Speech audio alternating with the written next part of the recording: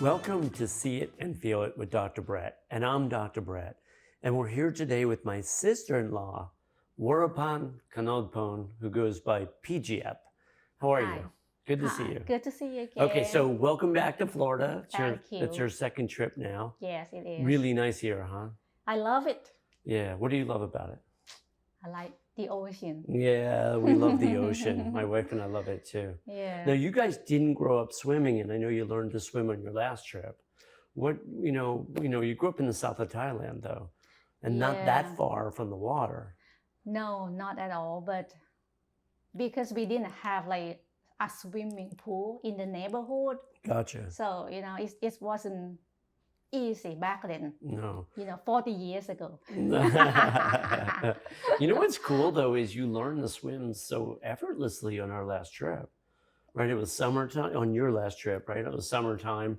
The water was flat and calm here, which is pretty amazing. Yes. And I was really impressed with your ability to learn new things. No, the thing Like is swimming in middle age. I mean, not so easy. middle age. Well, I slightly. feel a little bit good about it. I'm in middle age. Let's clarify that. So sorry, you're still young.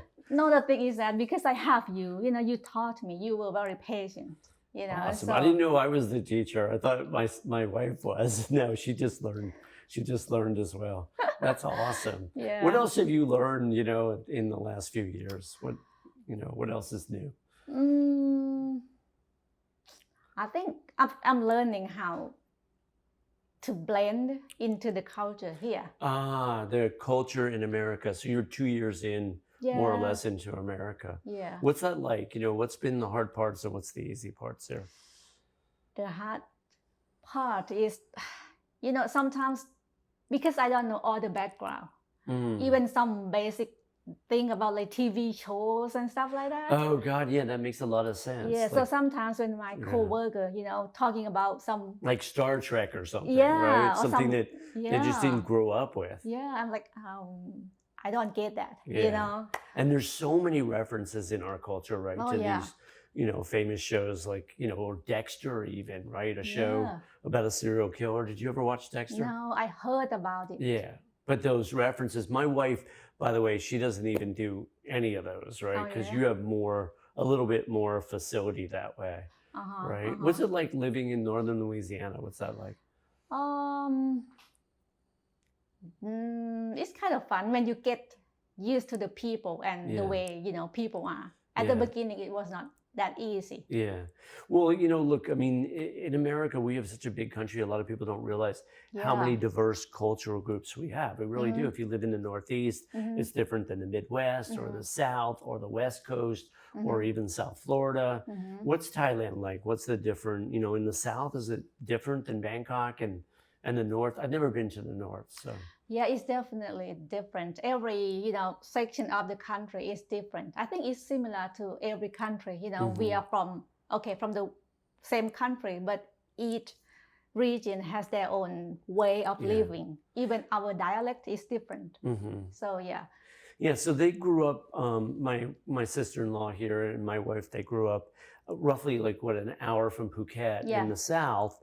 And the only places really I lived in Thailand were in Bangkok. So and I've traveled a little bit through Thailand, but I haven't been to the north, like Chiang Mai or Chiang Rai. I haven't been to either of those places. From what, I went there a few times. The north, Yeah. and people are like slow.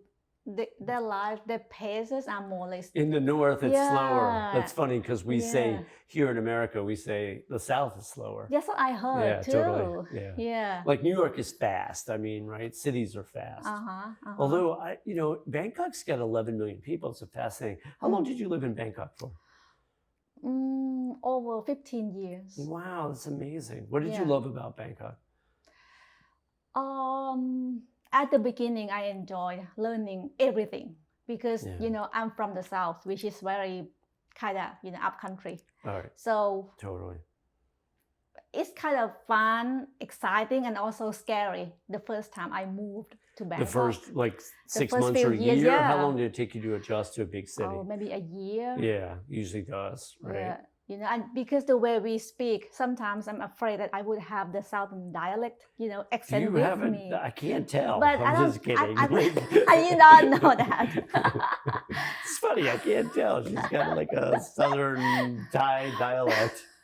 But you know, some people could tell, and I'm like, maybe they know I'm not from here, and I might look like stupid or something, you know? Oh, yeah, we have to worry about that. Everywhere yeah. in the world, somehow, if your dialect doesn't match, somehow you have to worry about feeling stupid until you either get too old, you outgrow that in some way, right? It's like you either get used to where you're living or you're just too old to care or something like that. I think maybe that's what I'm feeling now. You know, when I just firstly moved to Louisiana. You're talking about, the South and Northern Louisiana. I wasn't confident speaking to people because of the accent. But now I'm like, whatever. Whatever. Yeah, that's so cool. 2 years in, you're like, you know, I'm a cool person. If they, you know, if they can't understand me, there's something wrong with them, right? Something like that. I mean, they should know like immediately when they see me that I'm not from here. Yeah, so what do they expect from me? So yeah. Now, like, I don't know. What do they expect from you? Me speaking American accent or something? Now, can you pick up a little Southern accent at all, or no? Can you do that? Not yet, but because it'd be pretty funny if you started like, you know, I had a buddy who went to Emory. I went to Emory in Atlanta, and I had a really good buddy who became a police officer. He was from New York, and he joined the DeKalb County Police Department. And I saw him years later, and his accent was so thick, he was matching his environment. So he went from a New Yorker, fast-paced Emory University in Atlanta to joining the, you know, the police force after he graduated. And then his accent slowly got slower and thicker to the point where most people probably couldn't identify, you know, he was so good at it. Wow. And it's just a weird thing when people assimilate that way. Yeah. Did you assimilate in Bangkok like that? Did you pick up the pace and just... Yeah, I mean, like after the first few years maybe in Bangkok, I think I started to blend well into the environment and everything. But like in my last few years, I moved because we bought a house. So we moved out from Bangkok. And after that, when I had to go back, like to see friends or anything, I'm like, oh, this is too busy for me. Oh, totally. You just outgrew the city. I You know, a feel lot like, of people, a lot of people do that, right? They just, unless you're a total city person, which you weren't because you grew up in the South, right? Yeah. My wife, upcountry is a word we don't really use, but I think you're referring to like jungle, right? Upcountry. That's what my wife says. So what is the right way to say? Oh no, it's not a wrong way. It's just a fascinating way. Upcountry. How do we use upcountry? I don't even know. Like, you know, it's just rural. It's very rural, right? Yeah, okay. Totally. Yeah, now, did you? Because like my dad grew up on a farm in upstate New York. New York's actually a very big state, and he used to have this expression all the time that he, you know, would walk to school uphill both ways because, you know, he grew up in this rural area and life was hard and everything. Did you have something similar? Did you guys have a 10-mile walk to school or something? Well, luckily not in our generation, but I heard about that from my dad, my granddad. You go. Like they walked like to school for, I don't know. I mean, how could you walk that far for to hours, go to school? Totally. Yeah. Well, the metaphor uphill both ways is just how hard they had it compared to us. But what's funny when we, you know, I coach a lot of adolescent athletes, 15 to 25 or 30. It takes a while to grow up. And, you know, it just seems like each generation gets a little softer. It gets a little easier, right? So, like about you coaching like very young generation, do you have anything that you really have to like try to get to understand them? You know, I'm pretty, you know, it's a good question. How do I have to assimilate or adjust to be coaching, you know, adolescents so often? You know, look, I've been doing it for so long. It's sort of like, you know, I mean, it's just this gradual progression. The hardest part is just like keeping up with all the technology, not the adolescent issues, the identity issues and the performance issues and all that stuff and the social issues around dating relationships. That's all cool and I'm with it. It's just that when they start mentioning certain video games, I'm just like out to lunch and I gotta sort of like, Yeah. but I ask, I don't, I'm okay being stupid. I'm just like, It's okay. yeah, I just say like, I might sound like a little bit of a dummy here, but what was that video game you're playing? Yeah. Yeah, I like asking. Yeah. Do you ever play video games? I can't see it. Not really video games, but Right. I'm more into like some puzzle kind of games. Oh, you like puzzles? Yeah. Because I believe that it would help my brain. Yeah, it probably will. You'll live longer, Yeah, healthier, hopefully. with less likelihood of cognitive decline and so on, right? No, it's good. But I mean, puzzles are great. But it We could be grew up with that. addictive too. Sometimes I just go like hours playing that game. Well, that's good. That's focus, because one of the things, well, I say tongues I do noi crap, right? Or you taught me tongues I do, or tongues I do, tongues I noi crap, right? Which is to pay attention, basically. I say this to my wife all the time, right? Because she doesn't do detail that often, right? This is not her strong suit, right? So it sounds like with you, it's a little more natural, the detail thing. Maybe because I'm old. No, I mean, you're not old. If you're old, then I'm one step away. Oh, it's no. over. It's over. Yeah. If you're over it, like, no chance. But what do what do you love about America compared to Thailand, and what do you love about Thailand compared to America? That's an interesting question. Oh, good. I mean, well, I love Thailand because I'm used to it, I'm You're like, Thai. yeah, definitely, obviously. Yeah, but it's just very, easy there, you can just go or do whatever because you're used to it, Yeah, it's familiar to your culture. Yeah. So it's super easy because it's your culture. Yeah. But what do you miss? Do you miss something about the Thai people or about some of the customs in Thailand compared to America? Or might a you little not bit. really? No? I do A little miss bit? them. Yeah, a little bit. Which parts? I'm just curious. Well, I think the main reason that I feel like I'm missing home, back in Thailand, because I could not go back. Yeah, well that. Yeah, I think maybe that. So it's like I'm missing everything in general, But if I can go like once or twice a year as I plan to, then that should be okay. Okay, cool. Yeah, because nowadays we are still, myself and my parents or my friends in Thailand, we are still like communicating through the Facebook or FaceTime that's easy. or whatever. Yeah, right. It's a piece of cake. Maybe just the lack of touching, like, feeling, that makes sense. in-person communication. That's what I'm missing. Yeah, I would find that really difficult. When I lived in Thailand, it was only for 3 or 4 months, but it was a time in my life where I was sort of okay letting go of these other parts. But you're 2.5 years in, and now with the COVID thing, it's hard to travel. Yeah. So it's a lot harder. You're missing the friends and the family and everything. Yeah. And what do you love about America? What's different about America that that you actually find refreshing or you find sort of awesome? I think people are very open here. And you can do. People are very open. Yeah. In what way compared to Thailand? Like they would not look at you like you are crazy or something. Like for example, the other day when we went to the beach and I was doing my workout on the. Oh yeah, totally. Yeah, I would not do that back home. Oh, in Thailand you can't. People would just look at you like. Look at that girl, what is she doing? But here they don't care. And because I don't do anything wrong, I just do my workout. But it's normal actually here in America to work out on the beach. People have yoga classes there on that beach, right? Every Saturday, Sunday morning. So and it's pretty common in parks to have yoga classes and so on and workout right? In Asia or in Thailand, they don't really do that. They might do as a class, but you by yourself doing stuff, you might get some looks like, look at that person, that kind of thing. So it's a little freer socially here. Is that what you're getting at? Yeah, that's Yeah, that makes sense, and it's a little easier, more fun. What else do you miss about Thailand compared to America, though? The friends. Culturally? What do you miss? Well, That's not easy. I miss everything now. The food probably, The right? food, yeah. Oh, Yeah, food. Monroe, Louisiana, where she's living, right?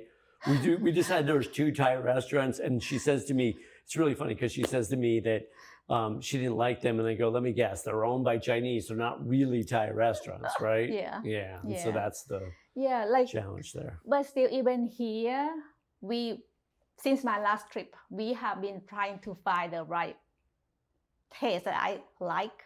Still, we could not get there, Oh, gotcha. Really? With my Oh, wife, you can't find I find that hard to believe. She's gonna try every Thai restaurant. yeah, I mean, No? most of the things are okay, but just not som tam, Oh, the somtam. which is very unique. Yeah. By the way, I've decided no more somtam for me because they get it ultra spicy. I'm okay with spice, but they do it in a way that, like, for 2 or 3 days, you're like, going, what, why, what did I do?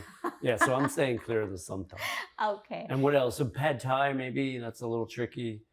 Like, yeah. Not really. Just for now, I just want the right taste of som tam, and the rest I'm okay. I'm not picky when it comes to food, but just som tam. Yeah. Somtam. Som tam. My wife just, like, for whatever reason, you guys both are wired with somtam. Like, they're both wired with this need for, like, the perfect. Explain to everybody what somtam is. In English, it's a spicy salad made from papaya. Yeah. Right. It's very typical Thai dish. Right. You can find almost anywhere in Thailand. Yeah. It's everywhere. Yeah. Yeah, but not everywhere is good, Yeah. You know what I miss? I miss the street food for, like, 75 cents. I used to tip like 75 cents. Now I would know. like double it. Now I know another thing I miss. The very low cost of living back home. Yeah. Oh, well, and she's living in northern Louisiana where it's half of, like, here, and then it's probably, like, a quarter of New York or LA. Mm-hmm. So, and yet in comparison to Thailand, it's nothing. Yeah. I always tell my friend back home that what we spend here for, let's say, for 2 people, I can use the same amount of money for a whole family back in Thailand. I know, it's brutal. That's another. Right. I say brutal because that's the way my wife says it, and I'm talking to my sister-in-law, so I can't help it. But, like, That's okay. Dr. Brett is really good in speaking Thai. You can gossip him. You can say anything bad in Thai. He's back. Thank you so much. I really appreciate that. Because when you're learning I only learn a little bit, and I'm doing a million things, as you know. I've got a complicated life going. Mm-hmm. I tell people playfully, I'm a genetic Jew. It's just somehow never simple. You just, life can get pretty complex at times, right? And that said, I'm learning a little bit of Thai along the way. And when you get a compliment, when you're trying to learn a foreign language, when you've got a busy life going, it's really nice to get a compliment. Oh, Thank really? you. Yeah, because it makes you want to work harder at it. I'm not really saying just, to make you feel good. I really mean it. Oh, you are really good. That's awesome. It's not easy. Sudyat. Awesome. I mean, I learned some foreign languages. I mean, English is definitely one of it's my first foreign language. But after English, I had tried French? No, Chinese and Chinese is so hard, Japanese. but maybe not for you. Oh, watashi no namae wa Bretto. Oh, see? I mean, Thai is not easy. Oh yeah, no. Wait, look, I learned like a little bit of Japanese, like decades ago, right? And I lived in China for like a couple months, and I tried to learn Chinese, and then I lived in Thailand, and I can just rate them. I can tell you, Chinese by far the hardest. It's so much more difficult. It's ridiculous. Thai is not easy because of the tonals. And I'm like sort of semi-tone deaf. So like, hitting the tones is really tricky. But, and Japanese is just, I think it's the easiest of the 3 because it's not so tonal. Is it? Or yeah, you can just, hajimamaste, dozo roast, whatever. I'm like messing it up now, but I know how to speak.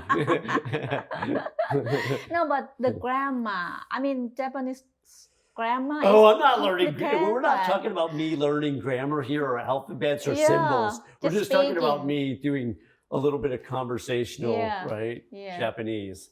My watashi no namae wa Bretto. My name is Brett, right? So, It just seems simpler than the tones of like ma, ma, ma, ma. I don't know, something like that. Dog, grandma. Say it in Thai.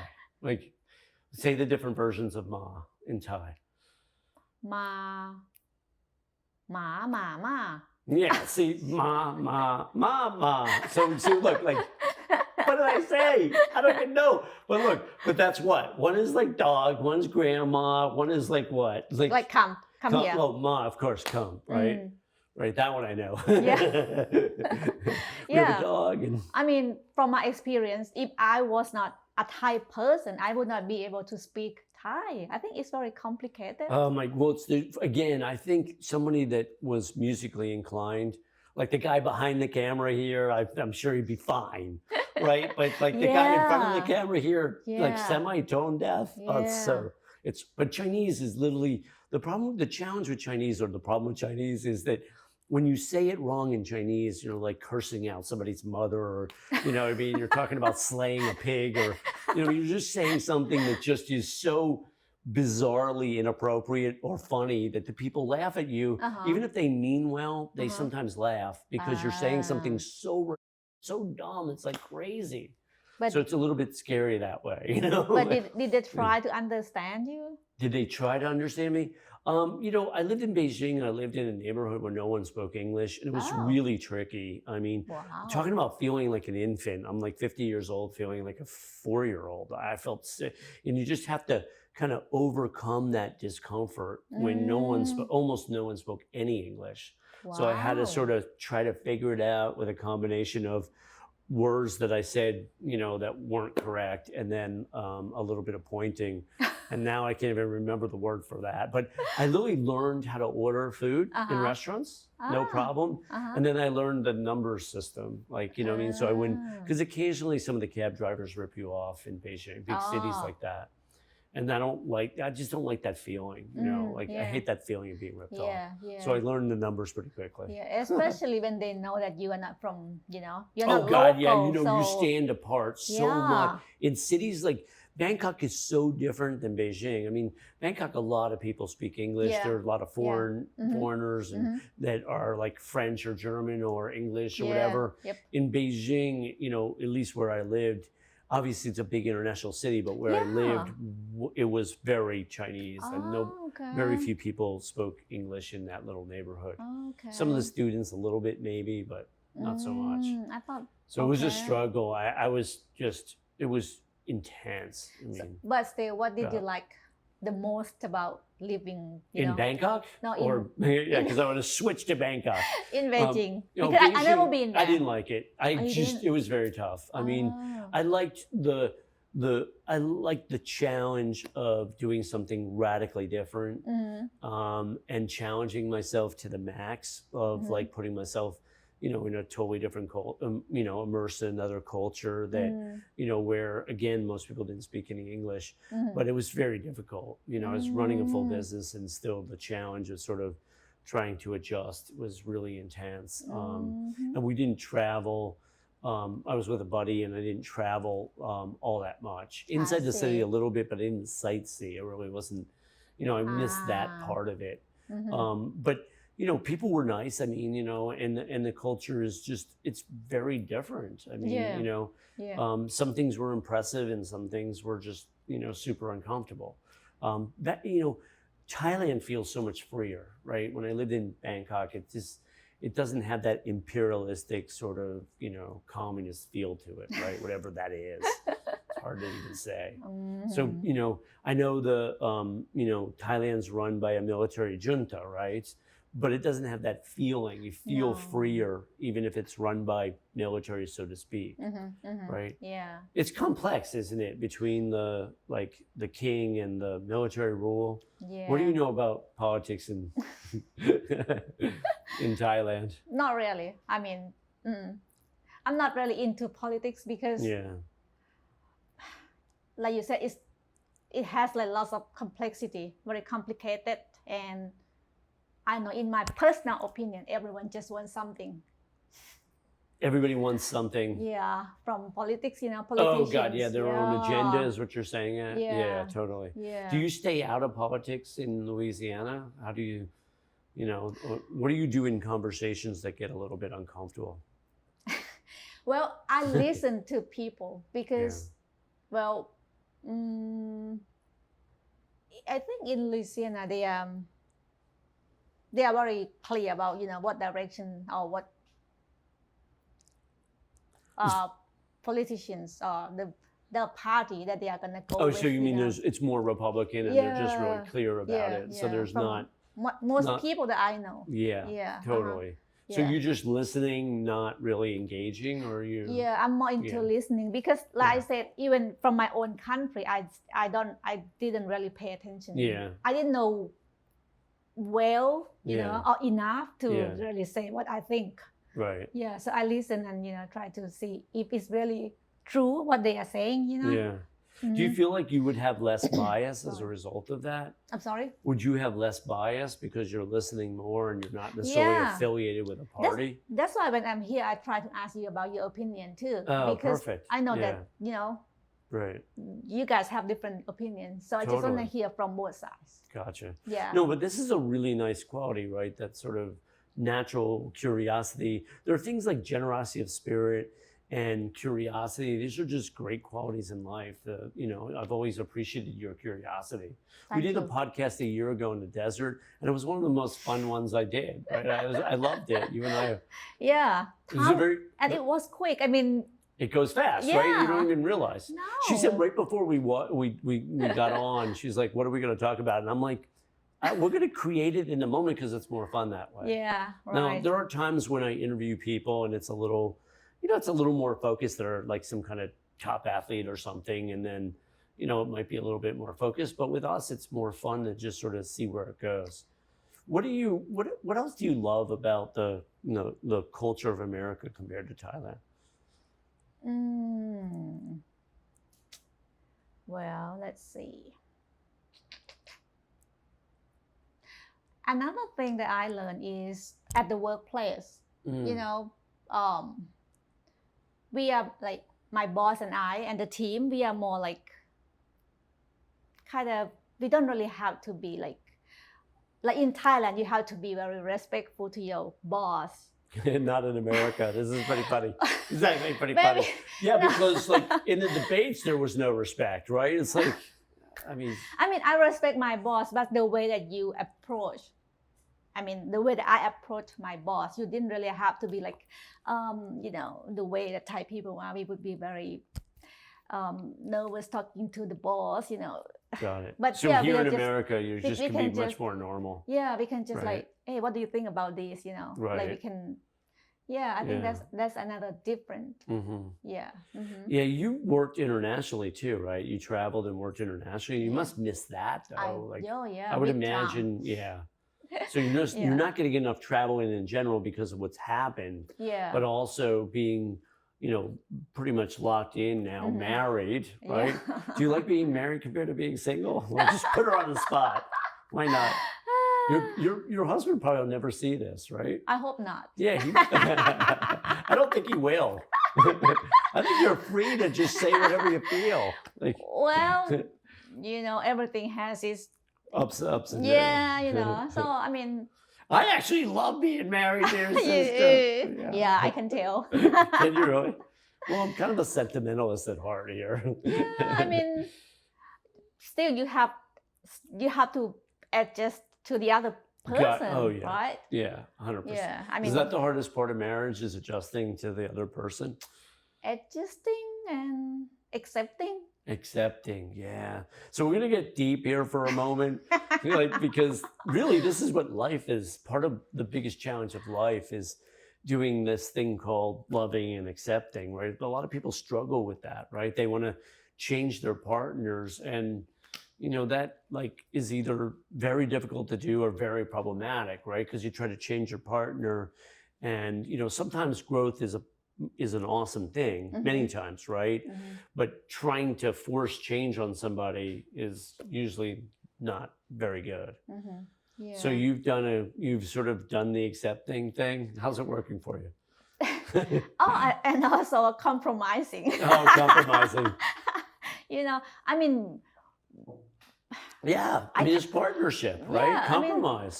Well, it's not only in a marriage, but I think it's in all relationships that you have to really understand the other person. Yeah. And I mean, and communicate, because I'm a big, all these people I'm guiding, I'm always teaching them how to communicate better, right?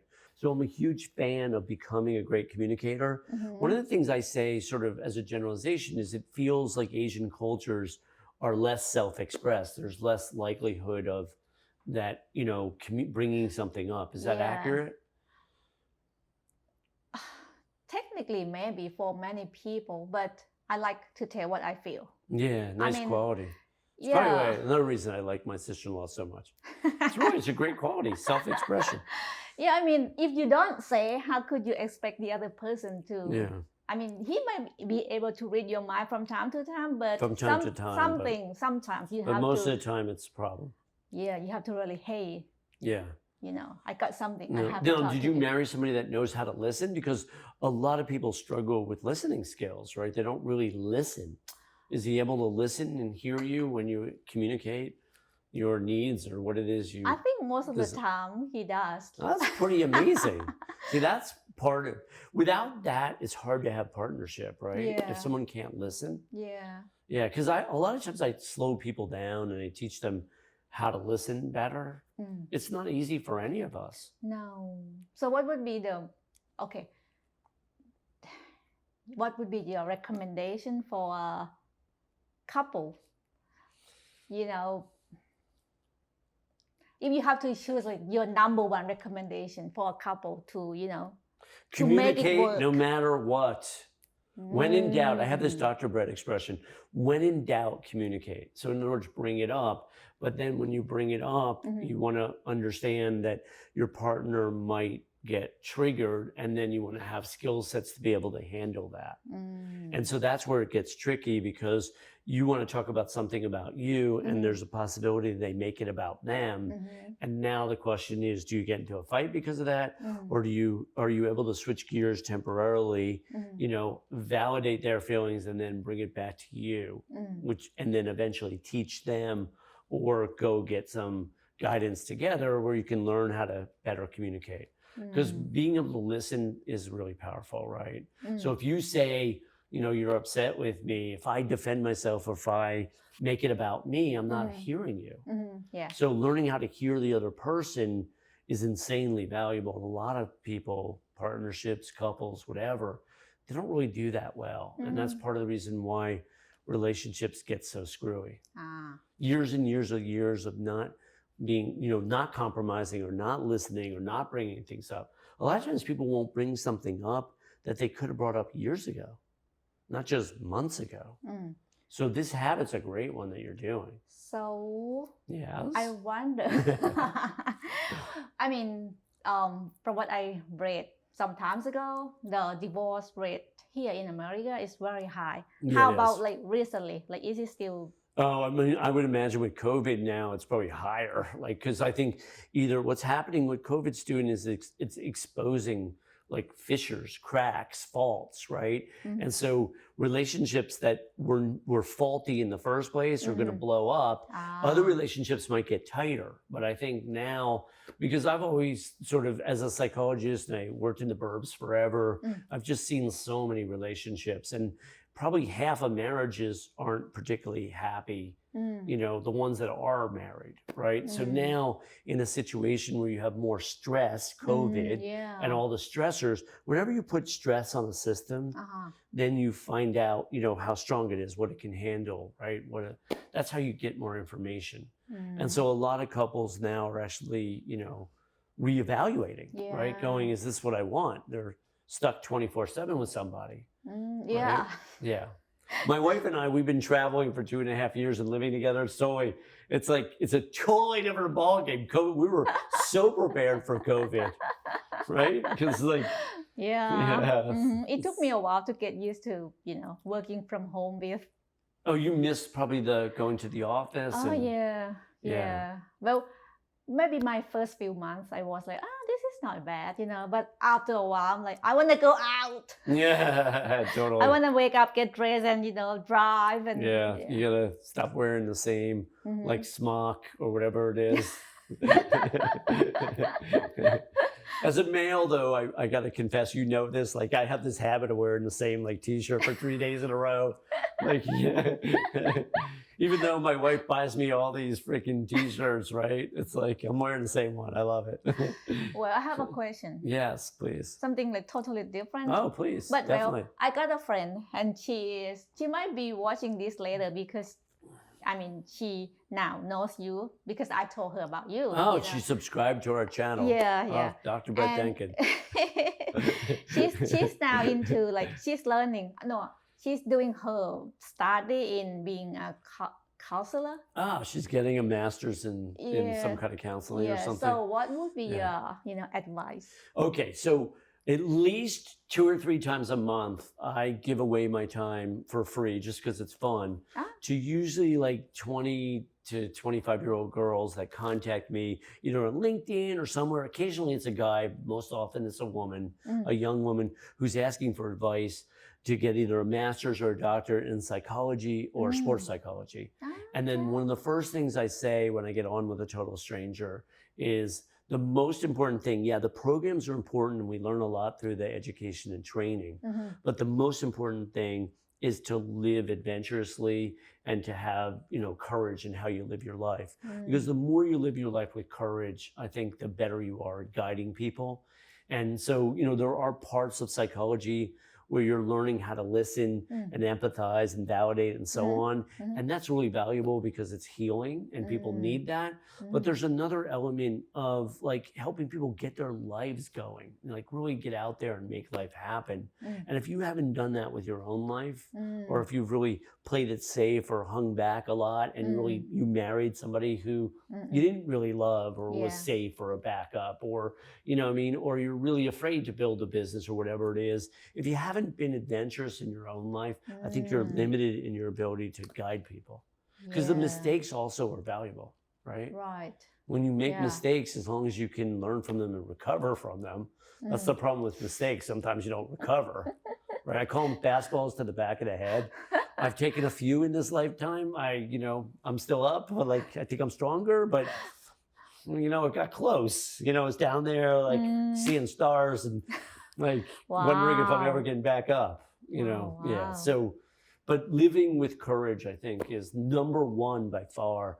The program is important, finding a program that fits you. You don't want to you want to go into an environment that feels like a decent fit, right? And that I coach people to use their feeling, their gut, not their heads, right? People, a lot of times people, they try to think and analyze, and I'm not a huge fan of overthinking. My tongue kid mock, right? Don't overthink. My wife taught me that. Something like that, right? Yeah. She says, my wife says all the time, something like that.